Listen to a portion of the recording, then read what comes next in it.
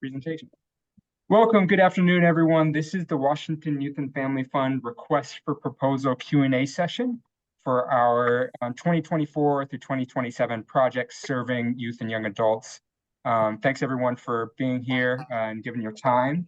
I hope to give you some useful information today. My name is Dimitri. I work at Building Changes. Just a few Q notes. As I mentioned, we're recording. Do your best to click on that mute button. We will have Q&A at the end of the probably around 30-minute mark for the remainder of the time available for y'all. If you pop on, I might have my colleagues mute you. It's no shade. It's just we want to make sure that we're all tuned in. So as I mentioned, my name is Dimitri. I'm the strategic advisor of housing initiatives. And I'm joined here by my colleagues, Bree, our senior contracts and grants manager, and Daisha, our senior research associate, and very happily getting some support with my other colleague, Joey, a senior education strategy specialist, to make this session happen. Thanks, everyone, for being here.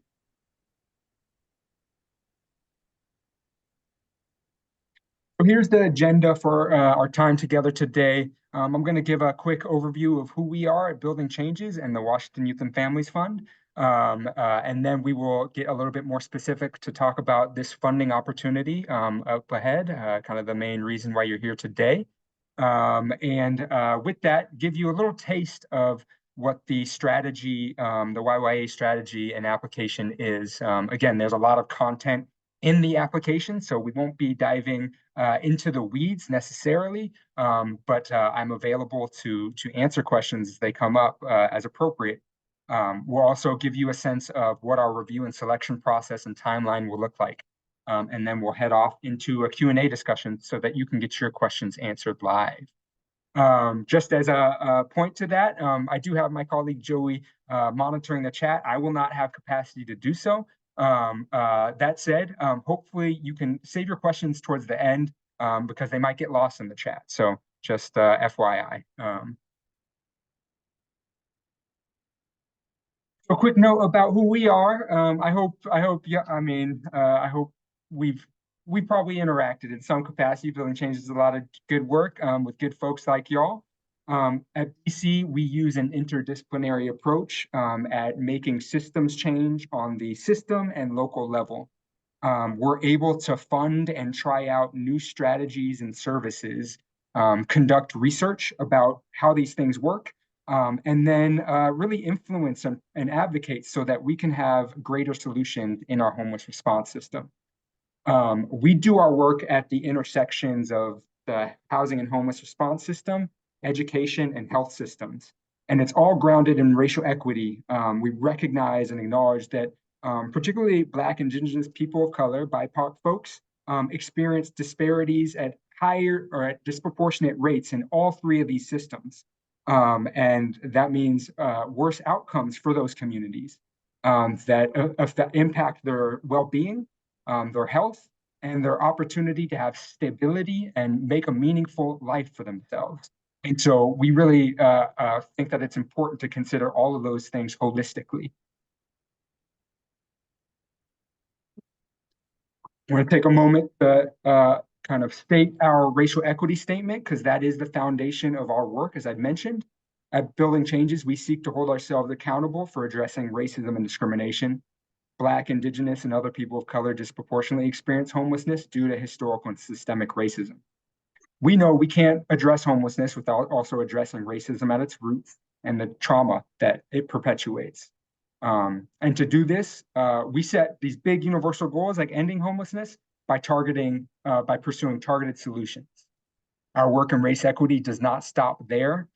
We are committed as an organization to also build an internal experience around challenging racism. And so really appreciate that you are in partnership in this work as organizations and communities doing it too. And you probably are on your own journey, and we do this work accountable to y'all as well. The focus of today will not be specifically on some of the data we know exists in homelessness, but I do want to make a note around some of the things that we observe and understand at Building Changes. especially around racial disproportionality. The chart on the left is education that we've derived from our own education work. This was in 2019, so we need some updated numbers, so pre-pandemic. But in that time, we found that 61% of students in our state experiencing homelessness were students of color. We think this is especially compelling lens to use because our education system has a lot of assets actually to understand what housing instability and homelessness looks like for communities, especially communities of color. They use an inclusive definition of homelessness and housing instability based on the McKinney-Vento definition, which includes and understands couch surfing and double up. We also know that our homeless response system has not been the kindest to many communities. And so we also know that accessing our homeless response system might not be the most desirable experience. Well, it never is, but for communities of color in particular, they might not be engaging in our system. So we might not have good data to understand what that degree is. On the right, we do have some other data reflecting what homelessness looks like for families as well. This comes from 2019 from the American Community Survey. And again, it shows an overrepresentation of families of color experiencing homelessness in our state. I do want to note it lacks some detail on racial and ethnicity background, in particular communities like our Latina communities have a certain experience that really means that there's a chilling effect in engaging with our systems and actually being counted.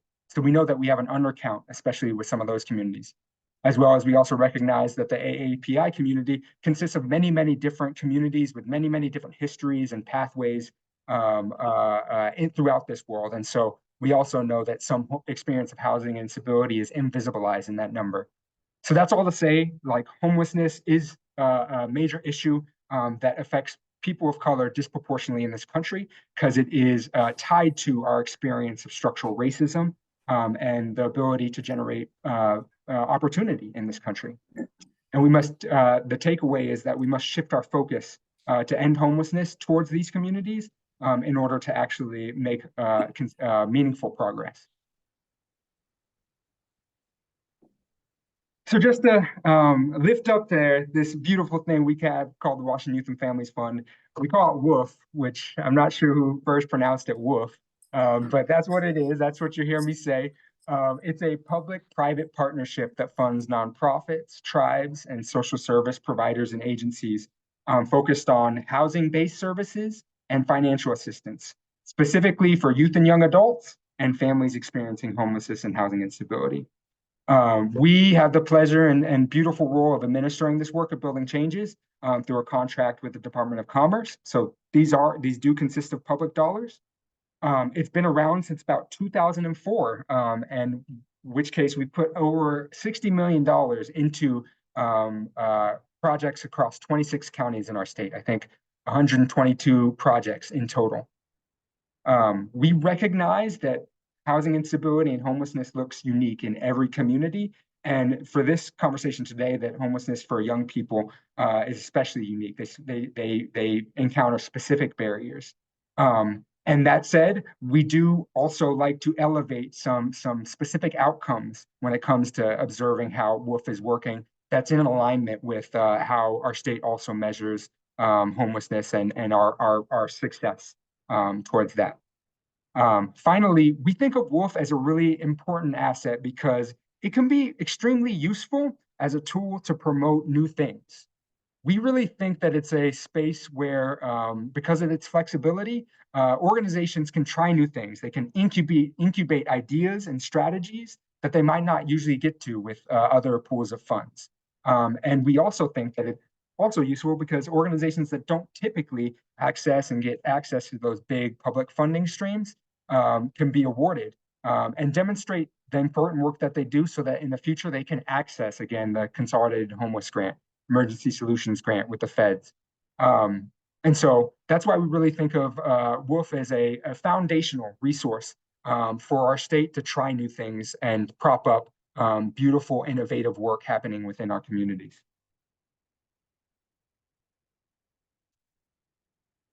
So here's our slide. We're getting into the business of it. To really talk about this funding opportunity ahead of us this next couple years. So we've got nearly $2 million that's going to be dedicated to projects serving youth and young adults. We intend to partner with between 2 and 4 organizations or efforts throughout the year. And our partnership will be a 3-year one from 2024 through 2027. My colleague Bree will go a little bit more into the contracting details next, but we do allocate funds on an annual lump sum disbursement, meaning we push out the dollars in advance for you to do the work on an annual basis, so that you have those resources available. And we do accept both indirect and direct costs as eligible expenses for Washington Youth and Family Fund.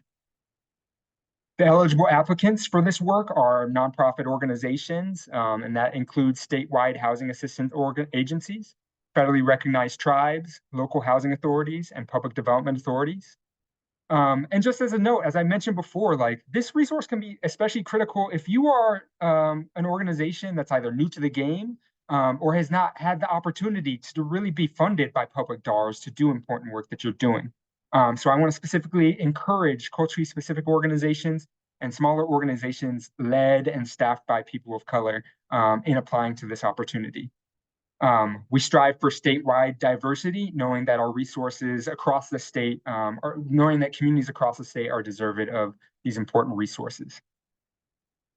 On the second half of the screen, you'll see that there's some principles around how we build our grant making strategy. I think the first note is we never build it in a vacuum. We always seek to be informed and guided by subject matter expertise and people with lived experience to shape the work, as well as we derive it and kind of build on things that we've learned in the past. And here are a few of the core principles that we kind of frame our grant making process. We think about structural change. So we know that the journey to justice and stability will not be purely based on just the transactional service experience in our society. We need transformational change. And so we think about our strategies in a relationship to systemic barriers and structural challenges and problems that we see, structural gaps. Yes, WOOF is at its core a service-based body of funding, but we think that we can, again, build innovative services that really challenge how our systems are working. We elevate a targeted universalist perspective. I think I've shared that a little bit already. A targeted universalist perspective is recognizing that we can achieve big universal goals like ending homelessness if we think about how specific communities are uniquely positioned in our society, in history, in relationship to power, and the barriers that they face in being able to determine their own experience, have self-determination, right? And so we really want to target the really unique ways in which our systems are harming individuals in our community. As a you'll notice I'll say we're partners in this work. As a partner and as a grant maker and a technical assistance provider, we really strive for flexibility. We know that things never stay the same. That's the only constant we have. Things are fluid. And so as things change in your community, we want to know so that we can be flexible and change the strategy to adapt to the needs and help you be responsive to your community. I've mentioned we really elevate and prop up innovation and learning in our work. So we do have a team of wonderful folks, brilliant folks that have research and evaluation background to help elevate some key ideas in this body of work. And we really want to hear from y'all in our partnership about what is working so that we can elevate that information to the place of doing our advocacy so we can have, again, large scale change. Finally, we elevate transformational partnership. We realize that there's sometimes gaps and challenges and tensions between grassroots organizations, nonprofits, government agencies. And we realize that we all need to do the work together collaboratively. And so we want to bridge those gaps and be an organization that helps convene all those partners to have success in getting to the same goal. So that was a high level, and I'm going to actually pass it off to my wonderful colleague, Bree, to talk about grant contracting and compliance. Hi, everyone. Just want to give you all an idea of if you're awarded a WOOF grant with us, what that grant contracting process looks like of putting together the initial grant contract, as well as some compliance pieces that are included over the life of the grant. So to begin with, the first couple of things that we would ask for are some documents around your finances to do a financial risk assessment. And based on your organization type, those might be a little bit different for everyone. But generally, we ask for something like your 990, your most recent audited financial statements, and some year-to-date financials. And this just kind of gives us an idea of the financial health of your organization to get this process started. And that next thing is the grantee contact list, which is just we'll collect contact information for who we'll be in touch with from your organization around the grant. For example, the primary contact of the grant, who will be signing documents, financial report contact, program report contact, and any program staff. And that can change over the life of the grant, but we like to have that initial contact information so we know who to get in touch with about what. And next on that list is, we go through that process of the financial risk assessment, collect your grantee contact list. Then we start putting together the actual grant contract documents, which will be the basis for the grant itself. So along with our grant template, that's pretty standard across all of our WOOF grants, we'll include your budget for the grant, which we'll work on with you, as well as the scope of work. As a note, we refer to the Consolidated Housing Grant Guidelines for allowable expenses and indirect costs. So generally, indirect costs should be around 15%. We do have some flexibility within that, but it would need to be a conversation with us before that would be approved for anything above 15%.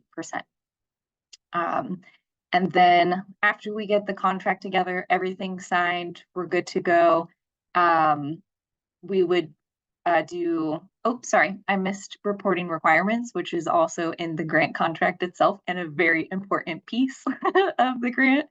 And that'll be outlined with a reporting schedule in your grant contract. So you'll always have that to refer to. And generally, we do quarterly financial reports, which will be based on the budget that you submitted, and twice yearly narrative reports, which is a series of questions asking about how the program is going, maybe areas where you could use technical assistance, things like that. There's some flexibility with how that narrative report is submitted as well. Generally, it's just a document that you fill out, but I've definitely done calls with our grantees to make that a little bit more accessible and have it more of a conversation. So that's something to consider as well. And so grant contract, here we go, gets put together, it's signed, everything's formalized, and then we would initiate your first payment. And those payments, as Dimitri mentioned, are parsed out over the 3 years of the grant and are based on what you budgeted for each year. So that first payment gets released once the grant contract is signed, and subsequent payments are released. They're scheduled for each year, but we might hold them if maybe you're not spent down. They're, dependent on spending. And if your financial reports maybe show slower spending than anticipated, we might hold that next grant payment until you're more spent down. But also we'll be in contact, pretty regularly about this grant. We'll have conversations about that. So nothing will be a surprise. We'll be chatting about that as we go. And then the last thing that's a compliance piece are monitoring site visits, and every grantee will be monitored over the life of the 3 years of the WOOF grant cycle, where we'll do a site visit and take a closer look at the inner workings of your program and financials. This is a compliance requirement of the Commerce Grant, but we also try to think of it as an opportunity to find areas where we can help strengthen your organization. So with those site visits, we have a financial consultant that comes with us that is really invaluable to, making sure you're in compliance, but also providing different, he looks at, your processes and procedures and offers recommendations for how you can strengthen those things, which may open you up to receiving different kinds of grants.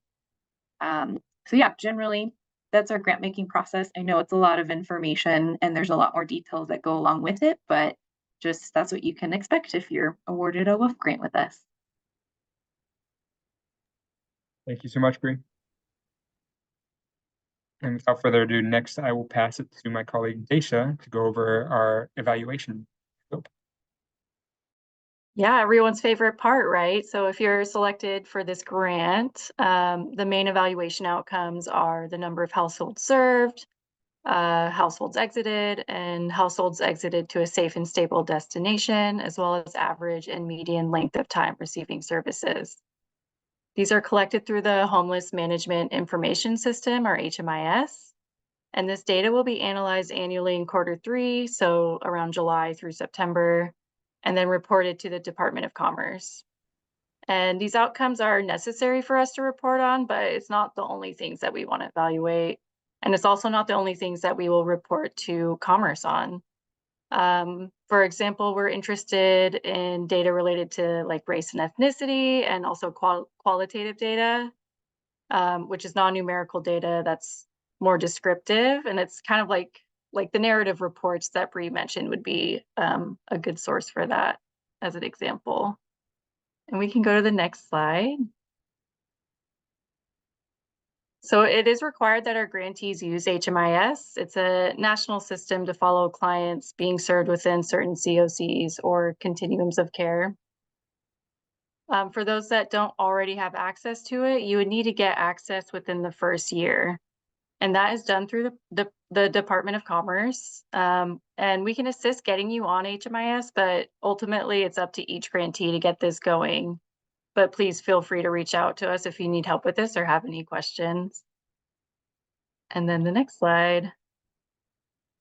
And as mentioned before, we try to include both qualitative and quantitative data to really see that full picture of what's going on with the grant. And the evaluation activities vary based upon the program. And we try to make sure that what we ask is doable and not overwhelming for the grantee. The kinds of data we will probably look at are like what referrals are being made, how do youth perceive their experience of the program, and any observations around housing they found through the program. And a lot of this would be collected through your regular activities and not something that we are asking you to do on top of like what you already have planned. So this would be through things like your narrative reports, your learning circles, and client data that is submitted to HMIS. And yeah, I thank you. Thank you, Daisha. So thanks, Bree and Daisha, again, for kind of laying the groundwork. The intention in providing all that information up front is really out of thoughtful consideration for y'all to understand like what it is to work with building changes. Those are a lot of the kind of expectations around managing our contract and facilitating our research and evaluation work so that we can know the impact of the work that are stated.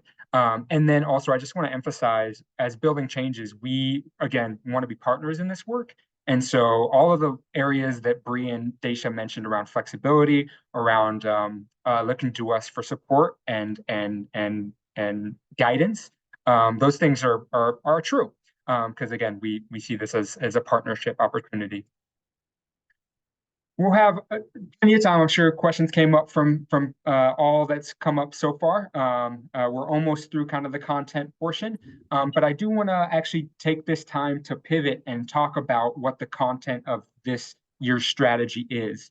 To preface that, we've tried different things when it comes to our grant making in particular, and we're in a kind of new environment where we really see an opportunity to provide, build learning cohorts.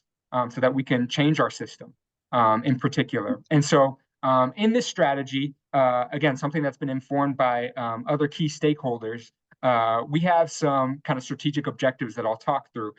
These are meant to be kind of guideposts for you to build your work out. It does not necessarily mean that it has to be one-for-one reflective, but they are components for us to understand this strategy. So keep that in mind.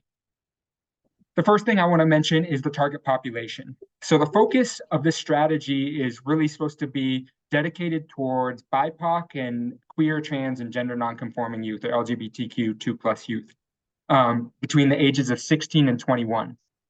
We believe the focus is there because we believe that this is a critical group of young people at a critical age who are being underserved and unsupported and we recognize, and so that's why we're zooming in.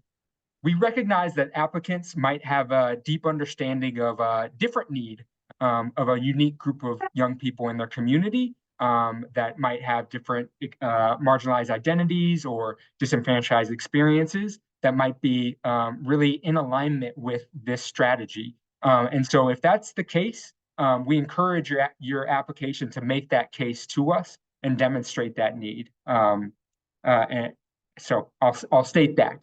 The goal of this strategy is really to put services and people in support roles for young people who are exiting juvenile detention. We know that when a young person exits juvenile detention, and actually all of our systems of care, and particularly, again, those BIPOC and queer, trans, and gender nonconforming young people, housing instability is a likely outcome for them. And so we really want to add some added supports in the exiting process and in the transition process so that those young people can have stable housing as they exit. It's unacceptable for our systems to allow young people to exit into homelessness. The strategy really comes from data that is available on the statewide and our own observations that show that young people exiting detention are at high rates of homelessness as they exit those detention settings. And that's actually disproportionately higher than some of our other systems of care, like the child welfare system and the behavioral health system. And so we really see an opportunity to make an impact by focusing on exits from juvenile detention. We think this is happening because discharge and transition planning doesn't receive the level of attention and support in these detention centers that they actually need. The pathway towards exit is not being supported for those young people so that they know what happens after they leave a facility. And we really think this is a targeted prevention strategy. When we think about especially criminalization that BIPOC youth face or queer youth face, we see this as a root cause of structural violence and disempowerment that that then kind of relegates them to a lifetime of interacting with the criminal legal system and homelessness in a revolving space. So, the added stigma or taboo of being in a detention space as a young person follows you ongoing throughout your life and impacts the opportunities that you have and the safety and security that you are able to make for yourself. And so in this way, we think that if we target this very moment around exit to stabilize that young person, we could actually prevent ongoing experiences of homelessness into adulthood and into their future, and support those people, those young people, to really have better access to opportunity, to rebuild connections with their family and their community. And so we're doing this by adding some critical supports of another adult in the exit process that's intended to support them in reintegrating into community and helping them have a stronger foundation as they exit. I think the last thing I want to name is just kind of the reality that we don't, I think, play around with enough in the homeless response system, which is that the experience of detention for a young person is fundamentally detrimental to their development. If your experience is having to always be vigilant or in survival mode in this carceral setting that's based in routine, based in structure, based in really rigid consequences, your ability to have a baseline in navigating obstacles developmentally is out of whack. You're not able to have a steadfast look at an issue and calmly address and see a way forward. And because we know that young people's brains and sense of self are still developing up until the age 25, 28, 30 years old, we know that being detained at a young age will really have some long-term effects on your ability to be independent and be a problem solver in your own regard. And that's why a core piece of this strategy is really focused on building some of those alternative adults to be coaches for these young people. A coaching approach recognizes that, ultimately we can only solve our own issues, but we can have cheerleaders and champions for us to help us problem solve and talk through things, to help us get back to baseline and think in a pure, straightforward way, so you can find the best option for you. And so, kind of the core staff that we are expecting to see in these strategies are folks who will be in detention settings that will act as a coach to support that transition out of the detention setting, and then ongoing getting stability into independent. Take a little sip of water. So here are our 4 key strategic objectives that are really, again, intended as guardrails. Applications should be able to demonstrate how they intend to fulfill all these strategic objectives in some way. Again, this is not intended to be it's a rough roadmap for you to guide building your application and your program.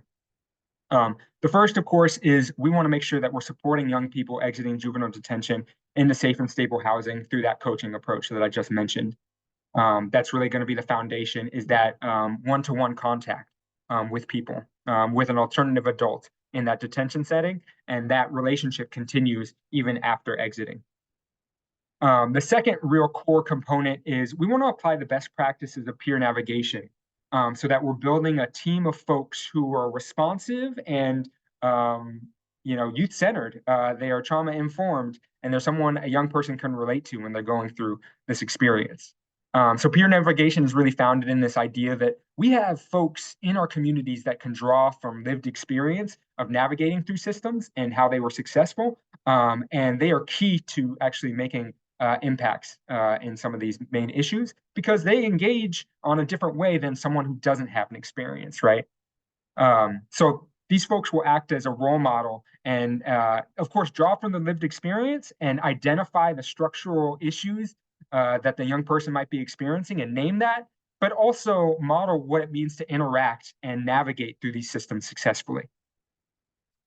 The third focus is really a focus on academic progress in high school or GED completion as the young person exits back into community. So we know that young people exiting are more likely to be behind in their education or in their credit achievable to graduation.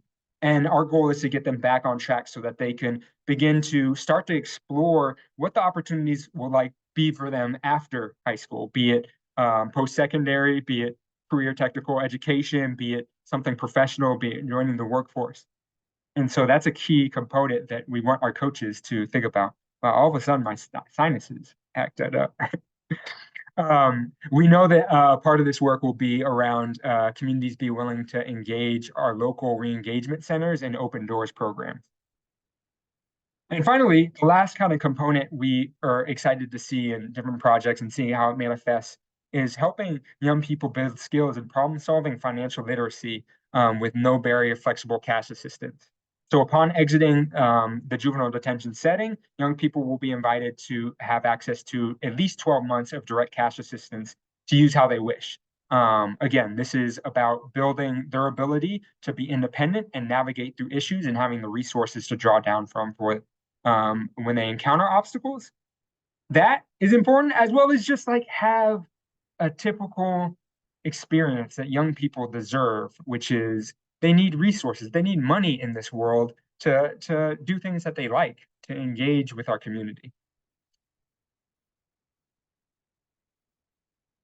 We're going to wrap up here with the content, but I did want to take some time to talk about what does success look like, and kind of tie it back with Daisha's overview of the evaluation work. So as I've mentioned, WOOF is a beautiful thing because it gives us a lot of flexibility to try new things and push ourselves to think about how our system is holding itself back from actually making a huge impact in this work. This is meant to be a prevention strategy at this time because there's been more conversation around prevention than we've had in a long time. And so we really want to help to bring our systems along, not just our homeless response system, but our systems of care, to say that our young people deserve better. We really encourage you to actually explore this as a kind of risk-taking opportunity, right? And use WOOF to play around with things that you might not be able to with other funding sources. So as Daisha mentioned, we do observe the traditional outcomes as it relates to exits to housing. So length of time receiving services, what your exit looked like, and whether you return to the system. But the reason why we have those other strategic objectives is that we want to observe what other outcomes are being advanced or benefiting from this strategy. Because we recognize that, finding stability and independence for a young person is so much deeper than just marking whether or not they had a successful housing outcome, especially when we know that housing is hard for all of us to maintain in this day. So we think about, well, a young person might be supported in getting in housing now. It's a very high likelihood that they might encounter housing instability sometime in their future. And so this body of work, especially the coaching foundation of it, is to help them build the skills to navigate those things if they happen in the future. And as such, we'll be observing some other outcomes to framework what success looks like. So some of the things that will help to build in our research and evaluation work is ways to identify whether or not young people are having positive feelings of belonging and safety as they exit. Of course, tracking their education access and progress in that. Improvements in social and emotional development, which will be really interesting to tie together with the coaching methodology, and then their feelings of independence and progress towards their goals. This is really core to prime up, the self-efficacy body of work that this work is about when you're engaging young people.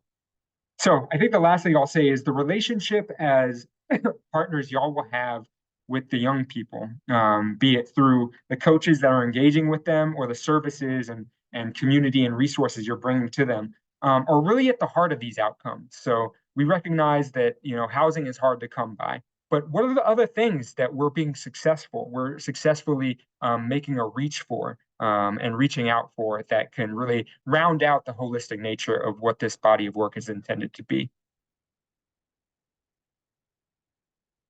That was our content portion. We are getting toward the Q&A portion, just as a quick breather. I want to go over some of the really key components regarding submitting your application. So here's the application timeline. The most important deadline for you to know about right now is March 4th, Monday, 11:59 is when applications are due. We have a application platform that I'll show off in the next slide, what that looks like.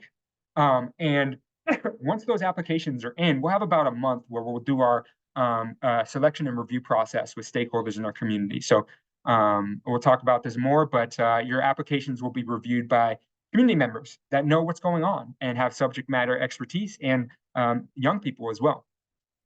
We will intend to have our first round application announcements on Thursday, April 4th, to share whether or not you will be proceeding into a second round, a finalist round of application.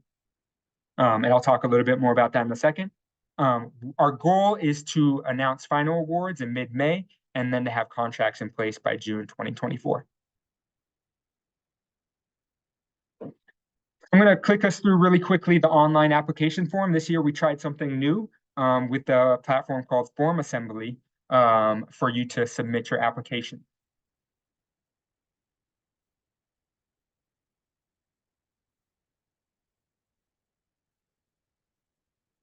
So on my screen, not on your screen. I need it to be on your screen.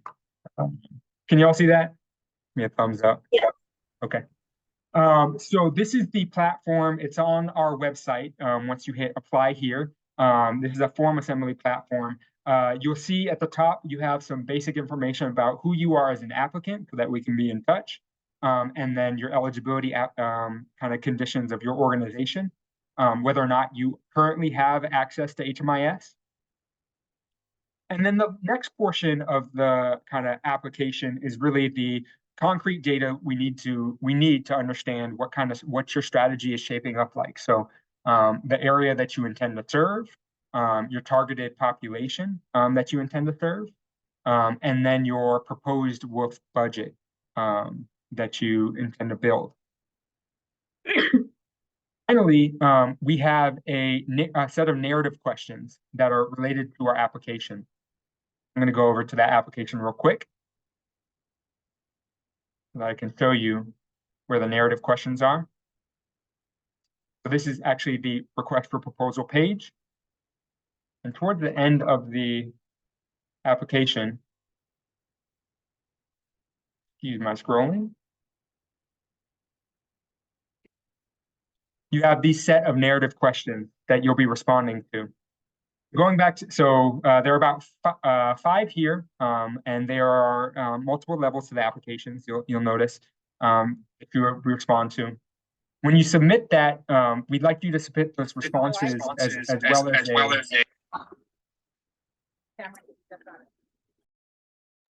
as submit those responses as well as an executive summary with a total of no longer than 6 pages.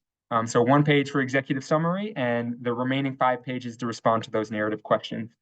So the goal here is, again, we realize these things can be unwieldy. So it's incumbent on y'all to think about that. We realize also that there's only so much you can share in 5 pages, and that's why we're doing a 2-step review process this time around. So once you have that kind of document prepared, you'll upload it also to this form assembly page. And bring us back to these slides.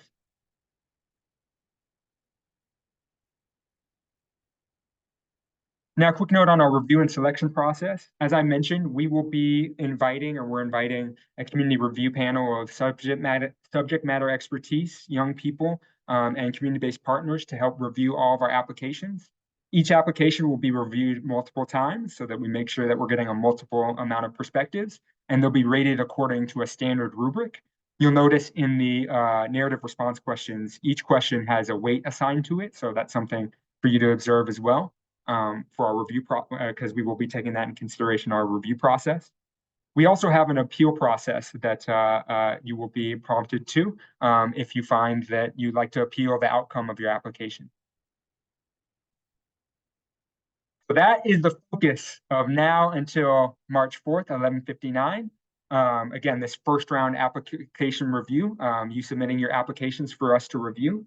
As I mentioned, we will review those applications and then invite a subset of those to apply as finalists, where we'll have some standard and some specific application questions dedicated to you. So this is where we'll have some opportunity, if you're invited as a finalist, to explain a little bit more about your goals and your implementation approach and why this work is important to you. And it will also be reviewed by a set of reviewers.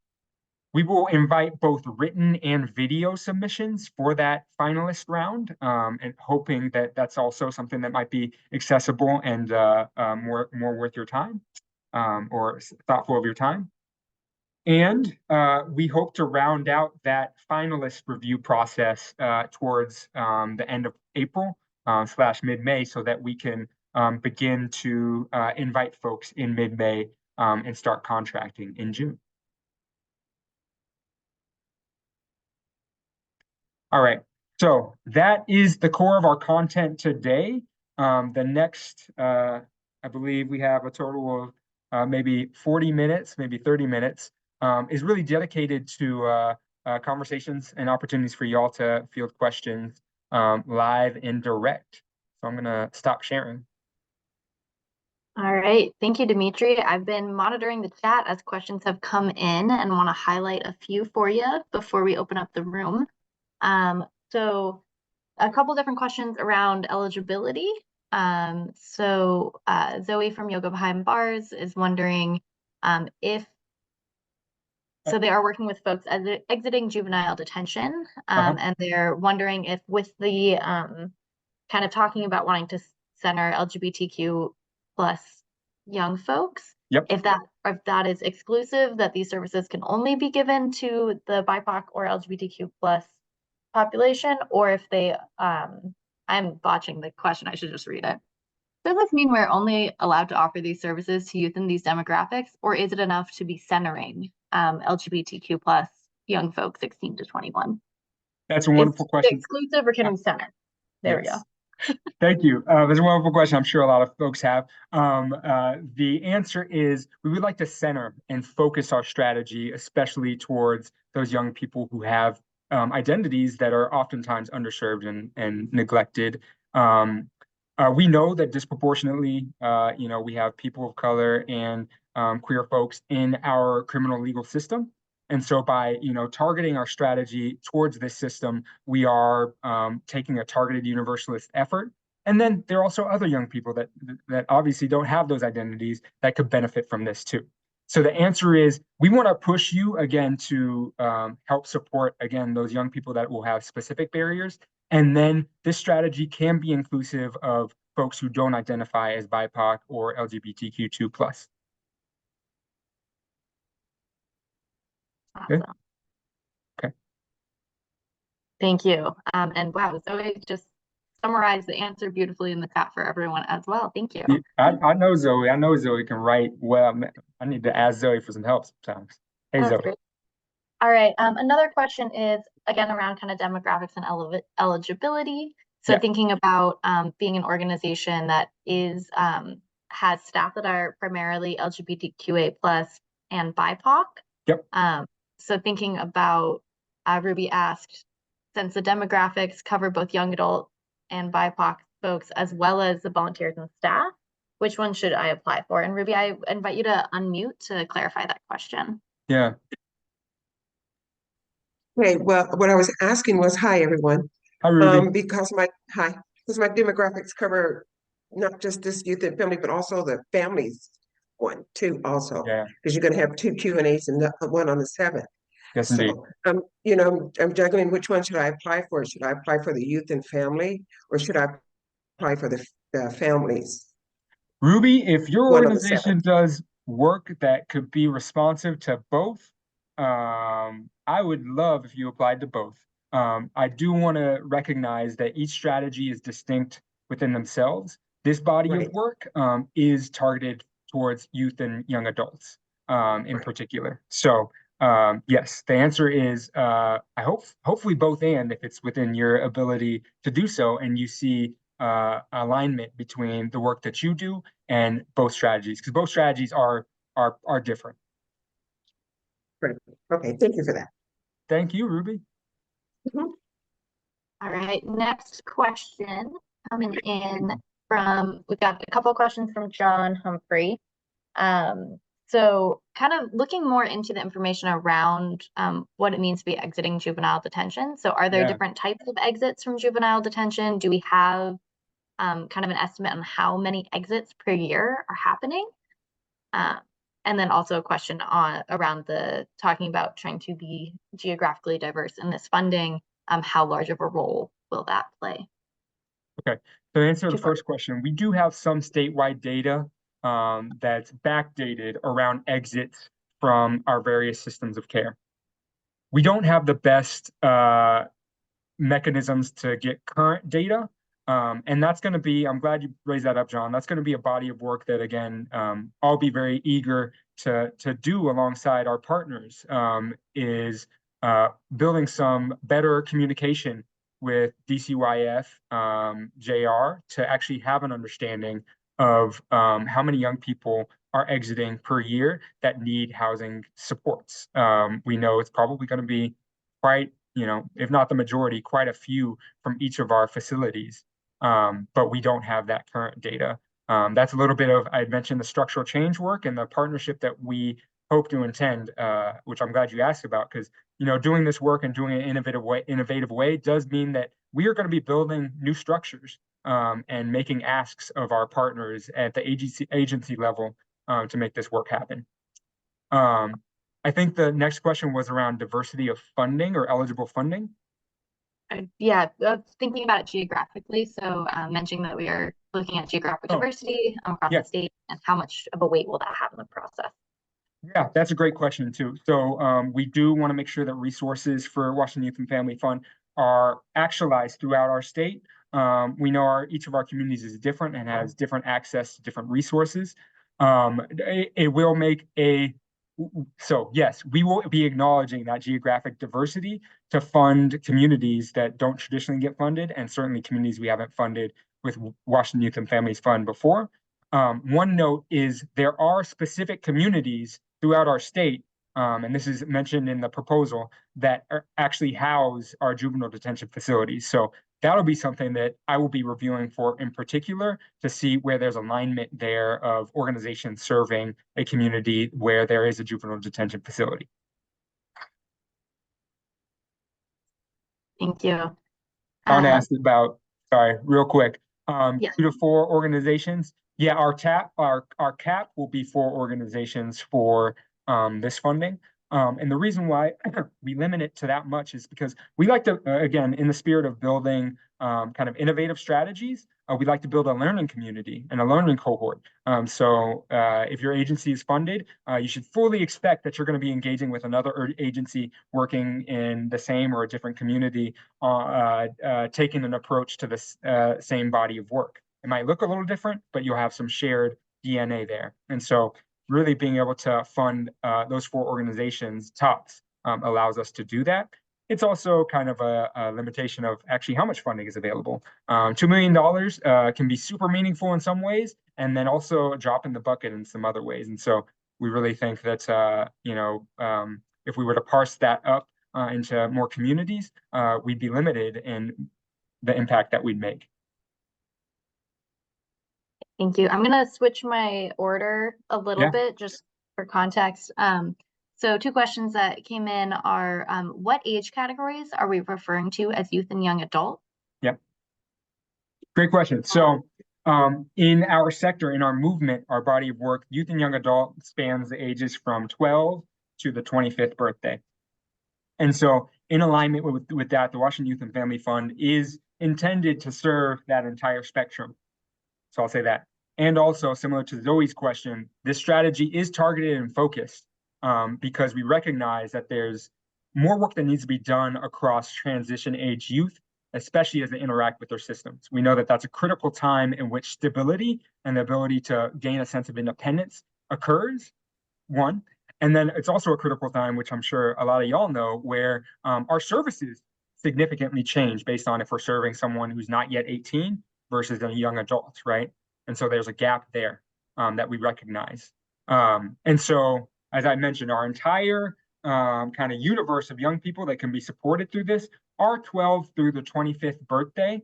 And I invite organizations to, if you make a strong case around why we need to be on either ends of the targeted focus population of 16 to 21, please do that. And also kind of like that was the thinking around this focus strategy where we want to really zoom in on that critical age spanning the 18th birthday. So sorry. Yeah. Then one more question is thinking about, so I believe you said it earlier, but does the work start before exits from juvenile centers or after the exit? That's a great question. The strategy is intended to start before an exit, because that's really the critical moment in which that question for that young person, do I have a place to go? Because what the stories we've heard is here's a backpack, here's a bus pass. You said you had, so-and-so in your community. We wish you luck. And that's a scourge on who we are as a people, right? Young people need much more support. So yes, really attending to this pre-exit is going to be the innovative difference of the work that's happening, a difference from work that's happening currently in our community. So thank you for that question. Yeah. Wait, I've got a couple more for you.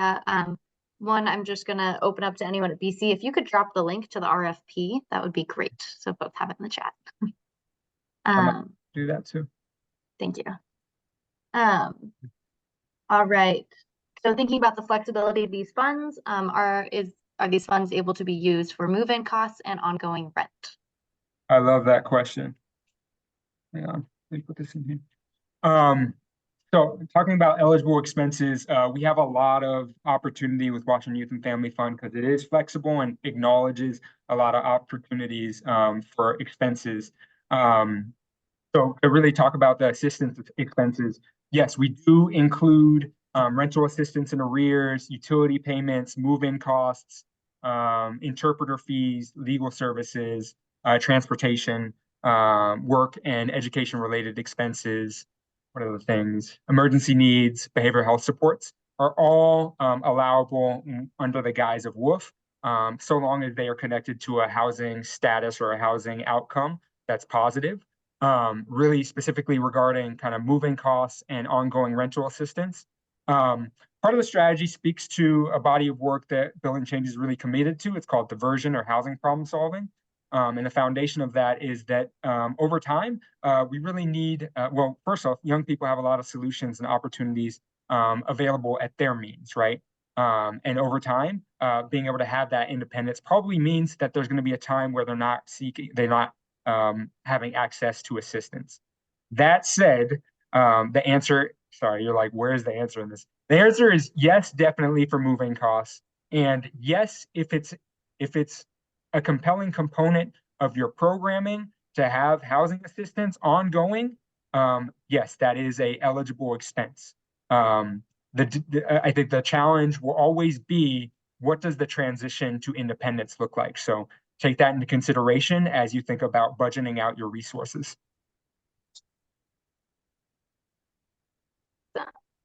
Thank you, Dimitri. And for anyone that I'm reading your question, if you have follow-up from it, feel free to jump in. Can I?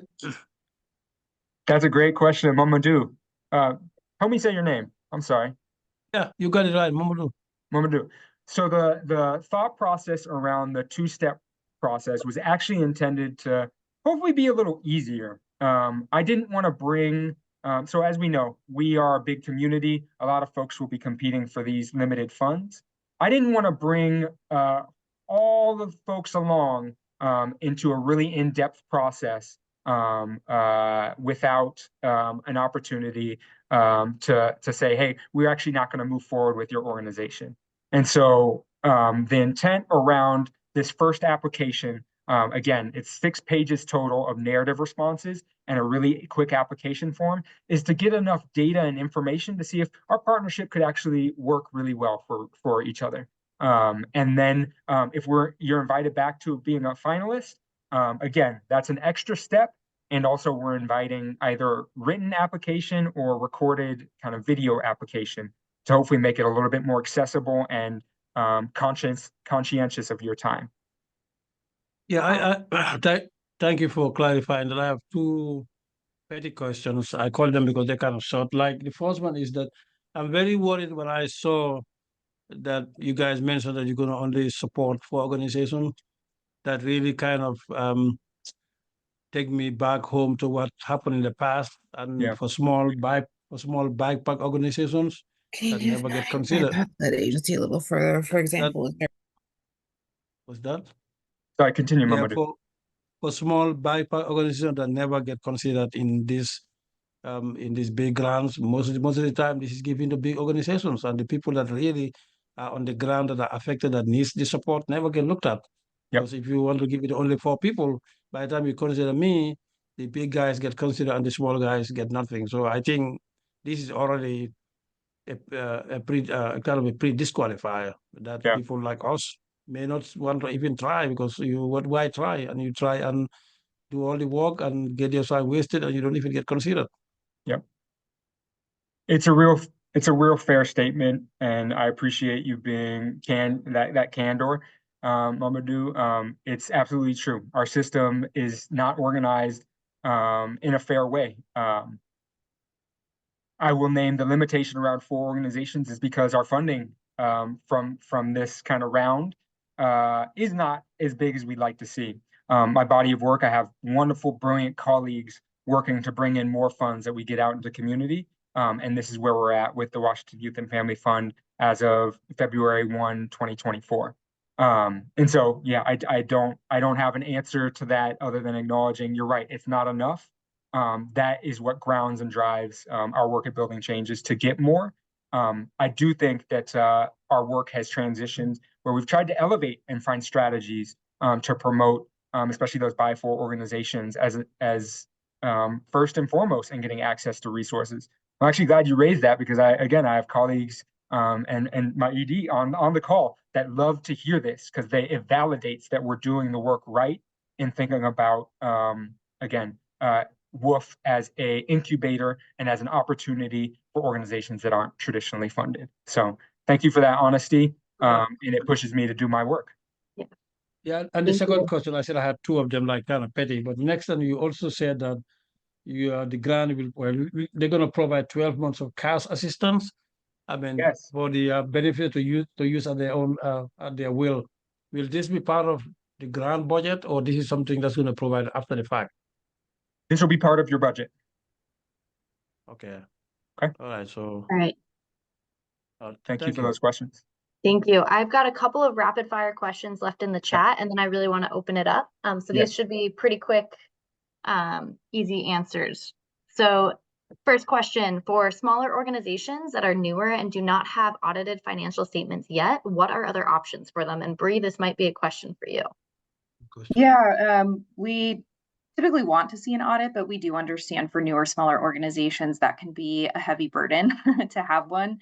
So we still encourage you to apply. It's just that if you get to be granted, we'll ask for different financial documents to do that financial health assessment. So don't let that deter you from applying for the grant. It will be a consideration when we actually award. Thanks, Bree. All right, next question. Is the maximum amount of 500,000 per year or for the entire 3-year period? That's for the length of the grant. And so this initial process is an opportunity for you to demonstrate what you can do with that first chunk of $500,000. So thank you for that. That's going to be the kind of guiding point. If you're invited back as a finalist, you'll have an opportunity to submit 3 kind of alternative budgets of what it would look like to be funded at higher or lower levels, so that we can kind of know what options are at play in case we decide to move forward with 3, 4, 2 organizations.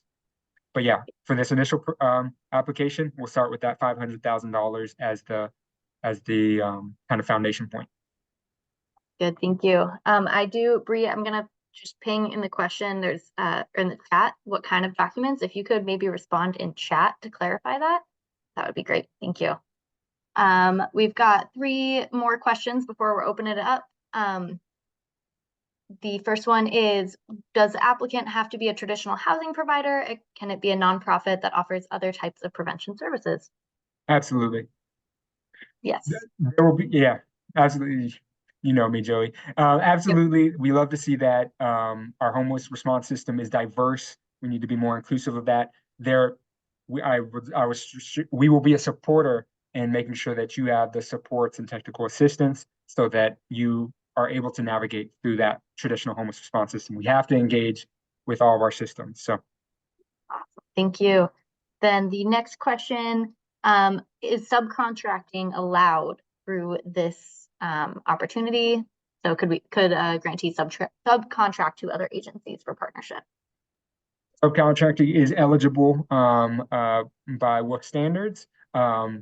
Please, if you decide to do that, I'd be really interesting to see, what that looks like. I'm eager to understand what that looks like. Sorry, what I mean to say is, it's supposed to be a really meaningful opportunity, right? For your organization. If you need added capacity and you need to subcontract that out, make sure that that's deeply reflected in your application. Thank you. And then, are there going to be other rounds of WUF funding opening over the next 3 years, or is this kind of the opening and then we're not going to see another opening for 3 years?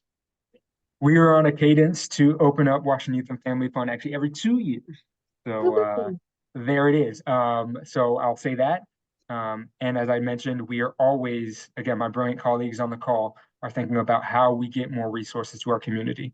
So the answer is yes. Awesome. And then Bridget, your hand has been up so patiently. Thank you. Bridget is a patient person. I know that because you dealt with me. And you are also patient with me. I just have a couple of questions, and actually some of them were answered in the ones you were just answering. But one, you talked about state juvenile detention. Is this also applicable for the local jurisdictions? Like if we want to be partnering up with our local, because we already have one with the state. And I don't necessarily need to expand that, but local doesn't have anything. Yeah, I am unclear sometimes on the bright lines between the different institutions. I would invite, and I think this would probably apply to other folks too, I would invite applications, and that will not be a qualifying component if it is not just looking at our state detention facilities. The reason why it's not specifically mentioned in the RFP is because my own limitation and the limitation of the feedback and information I got from the stakeholders around what those facilities look like. I think that that's really grounded in the experience of each county like detention structure is unique, and has its challenges. So if you have expertise in supporting your local community and navigating those local facilities, actually, I'm glad I see Emily's hand in as an expert of that local experience. Yes, that is an invited application, and you won't be disqualified because you are not looking at the DCYF juvenile rehabilitation facilities. Because you were mentioning earlier about wanting to maybe even focus on those communities or prioritize those communities that had those facilities, and there are only a few literally in the state. That's correct. So, and like I said, I know we already are partnering with them, and I would like to be able to use this, apply for this, to complement that with a local, because we don't have a presence in the local right now. Although we would love to be able to do some work with the young people coming out of our local systems. Another question, so I think it was answered partially. And I will just use what we're doing right now with the state is we actually are providing those transitioning services for the people coming out of the statewide detention facilities if they're coming back to Spokane. But we also have attached to that a couple of apartments. So that way, if there isn't any other alternative for them to have a safe landing place, we have a couple of apartments that is a transitional housing model that they can then access. And they're not paying rent or anything like that. And I'm thinking somewhere along the lines for this as well, where we wouldn't necessarily, if they can rent, that's great. But if they can't, for whatever reasons, a lot of times if they're 16 or 17, they're not going to be able to rent. If we can still provide that safe and stable housing within one of our programs, and then part of that would then be part of the budget. Did you understand that question? I didn't hear a question in that. It sounds like you answered it, Bridget. Oh, I'm just making sure that would be an eligible cost. Yes, as an assistance, as a housing assistance framework, that's an eligible cost. Okay, and then there was one other. It's almost sounded like somewhere, whether it was in the RFP itself or during your presentation, you talked about a 12-month period. And I know you were talking about the flexible funds, the direct cash transfer, but we can work with them longer than a year. Yeah, it will be up to applicants to actually frame up how long they want to work with their young people. I will note that this is a 3-year opportunity, and so the foundation to actually demonstrate success. We know young people need a long bridge of support and steady, someone they can go back to, and then also being able to actually note the impact that you made means that there must be a time where an exit needs to occur. And so again, that will be up to y'all as developing your programs. But yeah, the cash assistance component in particular is looking at least 12 months that a young person can access that. Yeah, I mean, we do a lot of exits, but I was just thinking of the aftercare that we do. Yeah. And to make sure that we can continue for as long as, I always say, they get to end the relationship, not us. It's up to them how long they need that support for. All right, I'm going to lower my hand now, and I'm going to shut up. Thank you. Bridget. It's good to see you. All right, thank you. Emily. Hey, I have a couple of additional questions. One is just, I know it's a 3-year opportunity. Can you spend the funds down quicker? So if you wanted to spend it over the course of 2 years and make the most of those 2 years instead of stretch it over 3. I dare you. The goal is to get young people stable. If that means a quicker program, then yes, that is okay. Okay. Awesome. And then the other kind of more of a comment than a question is just around like HMIS access, and given that these are preventative services, accessing HMIS hopefully wouldn't have to enter things into HMIS as much. Just I'm assuming there is no workaround. You must enter things into HMIS. Just thinking about non-traditional housing providers and maybe smaller grassroots organizations that don't have access, if there's any kind of concessions for that. I appreciate the concern. We do try and provide support. It's absolutely necessary, though, that those partners are looped up with HMIS. I have wonderful experienced partners in Daisha and our research and evaluation director, Kaylin, to help facilitate that for many, many types of organizations. And, you know, HMIS is our tool, our collective tool to actually understand the impact, you know this, the impact of the work for our communities. It has grown in terms of its, actually there are folks probably on this call much more familiar in its usability to be reflective of many different housing statuses.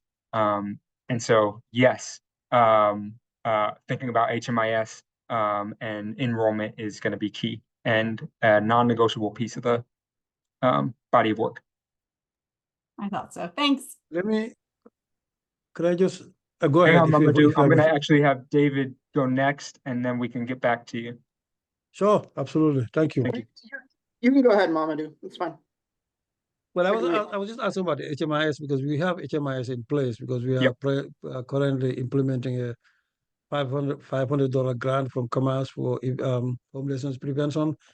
So we have the system in place and we're using it. Actually, I'm the supervisor of the HMIS program. Mhm. So I'm not sure it's going to be the same or some things are going to change. So are you going to, if for instance we get approved, will you assess the existing HMIS system and see whether it needs changes or to update or what happens?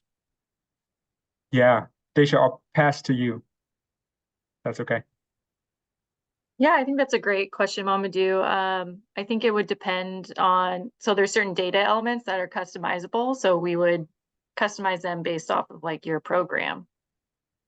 Does that answer your question? Yes, it does. Thank you. And that's really how it would work, Mamadou. If we had a partnership, you would be like, yo, Dimitri, I don't get this. And I'm like, Mamadou, I don't either. But I know Daisha and Kaylin do. So I would ask for their help. That's just to speak to the DNA of Building Change. We're a small team, but we're a small and mighty team. And so that helps in our ability to be responsive to your needs. Yep, small and mighty is good. Thank you, Dimitri. Thank you, Mamadou.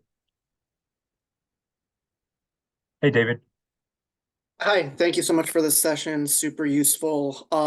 Basic question is if our organization serves regarding actually the other pot of money under WOOF that for families, looks like BIPOC families and immigrant and refugee families, if our organization serves both those populations as well as BIPOC youth, would there be a case to be made for submitting a joint application, or would you be looking for separate applications?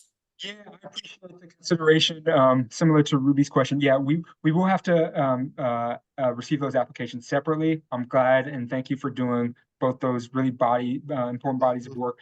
The thought behind it is the strategies are unique to each other. And then our review processes are also unique to each other. So out of our diligence to be kind of transparent and thoughtful around having a review process that is accessible and understandable by our applicants, we have to have those separate. Makes sense. Thank you. Thank you. Last things I just want to confirm I answered correctly in the chat, and I know we are at time.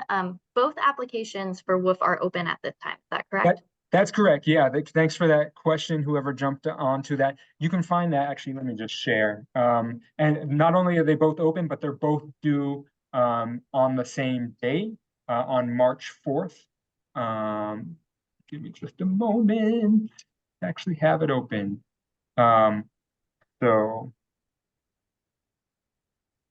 if you go to Building Changes and click, we'll have a top header like this, Learn How to Apply. You'll actually see where you can find information on both RFPs, the families and the youth and young adults who we talked about today. My colleague Atlas, who is wonderful, is will be holding their Q&A session next Wednesday from 10 to 11:30. If you'd like to learn more, again, it was mentioned, folks seem a little familiar with this. It is focused on Black, Indigenous people of global majority, immigrant refugee communities within our system and housing stability. So you can go check out, or you can read their RFP and check out their Q&A session if you'd like to learn about that opportunity. Can I beg to ask a quick question here? Sure. I know I did a lot of talking. I know the one on the 7th, this is not the 7th, today is the 1st. But I just want to kind of understand this in a context. How many organizations are going to be supported in that one? I know this is 4. I hope that one is not 4 or 3 or something else. So how many people are going to get funded in that one? Overall, for this No, YYA strategy, between 2 to 4. The next one? No, the one. The next opportunities, I can't speak to that. I'm sorry, Mamadou. Okay. We build these as resources become available. Who knows? Nobody knows. Only Okay. God Fair above enough. us knows. And Fair maybe enough. maybe our development director Jerome, what's up? Just don't tell me it's 4 people, 4 organizations, but that's okay. We We'll do. find out. We want to push. We absolutely want to push. I'm glad you know of our organization, because that's our intent. That's where our heart is, right? I'll do that. For organization, it's nothing, but thank you. I appreciate it. Thank you. Question from Clementine. Hi, everyone. Well, I want to make sure we're at the open question portion. Yeah. Because I don't want to. Okay, great. Oh, I have so many questions, but I think most of them have been answered. And I think one of them were answered by Bridget about the grant allowing for temporary housing for, let's say, those who are exiting sooner than anticipated. Let's say we make connections and in 2-3 months they're exiting and there's nothing for them. Will temporary housing costs be allocated towards the grant, or can we use the grant for that? Yeah, so I see those questions in 2 different ways. On the eligibility piece that I think Bridget really mentioned, housing assistance is an eligible cost that can be accessed. And then in regards to the temporary exit, that'll be more reflective of the outcomes that we're tracking. That will be something that we're capturing in our HMIS data. We realize that sometimes there needs to be a temporary space, actually probably a lot of times, as a springboard for young people. And so the curiosity will be how we are thinking about that temporary landing point for that young person to springboard into something more permanent. So yes, it is allowable. And also we are going to be interested to see how your program is thinking about that in the framework of supporting a young person in being permanently stabilized. Does that help? Yes. Am I able to ask another question, or is somebody else needing space to do that? I'm just going to name, we are past time. So if folks have a few more I technically minutes, gave till 1:30, folks. Oh, so perfect. sorry. Yeah. Then we will keep hanging and we've got time for another question. And I'll note that this recording will be live, so if you do have to buzz, I realize this is a lot of time, it'll be posted on our website within the week. So I'm here. I have to stay here for these questions, gladly. If I'm able to ask another question, does the department, are they taking into account for adolescents within the foster care system? For example, I think Dimitri, you mentioned that the age range was from 12 to I think early 20s. Our organization works a lot with youth in foster care, and sometimes there's a combination of housing, whether it's temporary or permanent, and then depending on whether the child goes into detention center, sometimes that may end. Is the department taking account for that? What I can say is this, there is a lot of intentional work to look at all of our systems of care and ensure that young people in those experiences do not experience homelessness. It was a body of work that we are tracking and engage with as building changes.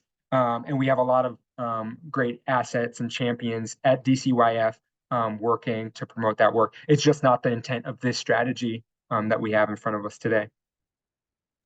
But I thank you for your work in that. Yeah. Yeah, thank you.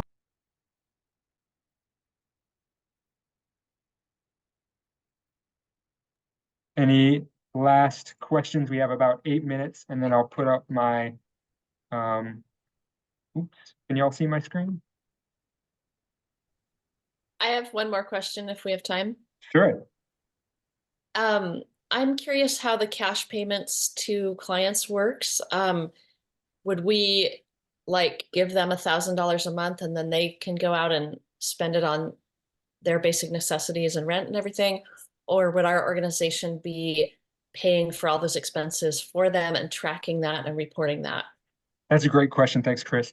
So it is by invitation, and with that, we're trying to be thoughtful and considerate that these young people are learning what it means to have money available to them. So by invitation and by education of what it means to actually have funding go to you. And so we'll support in building communications and talking with your young people around that. To answer your question, yes, our goal is actually to help young people have checking accounts set up. This is actually a lot of work happening around the state doing this as they exit, so that we can directly deposit those dollars into their account.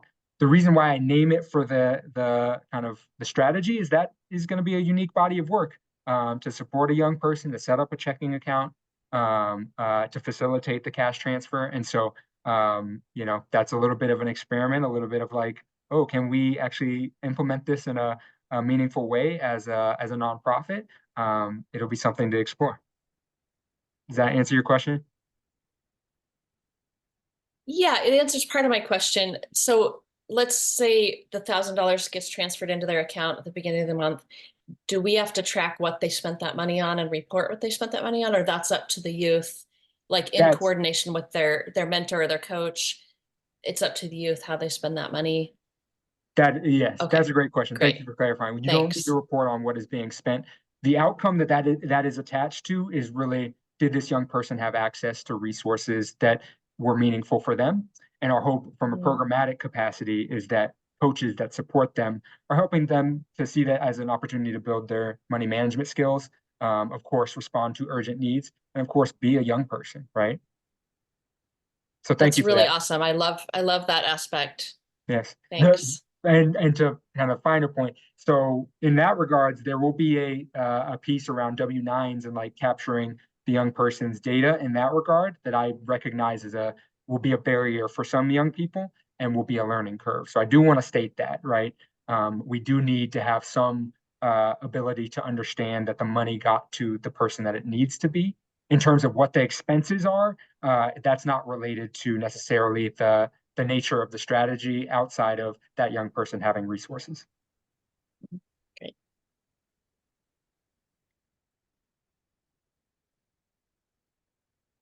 Any What's the final? most money that can be given? What's the most money? What's the range from $1 to $1 million? How much is it?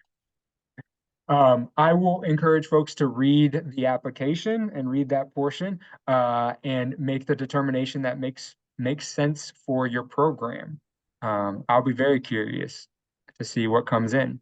Hold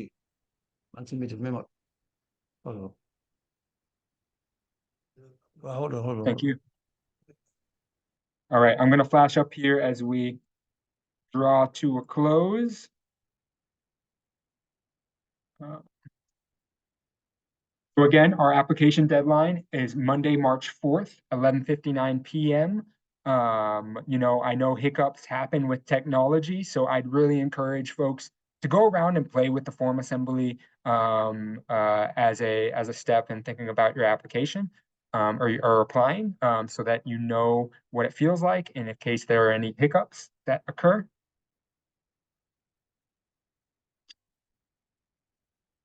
And as I'd mentioned, my colleague Atlas's strategy is online, so you can check that out as well. Take a beat. Thank you. Guys, have a nice day. Good presentation. Thank you, Mamadou. Thanks everyone also for being on this call and being eager to explore what this opportunity is. I'm really excited to see what comes in. My information is there, and you can email me. I can provide some limited support and answer questions as they come in. But again, we intend to post the recording and the FAQ within the week.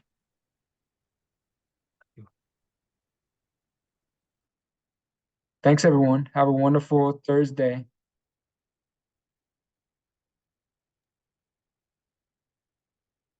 You want to pause the recording? Yeah. If I can. Sweet.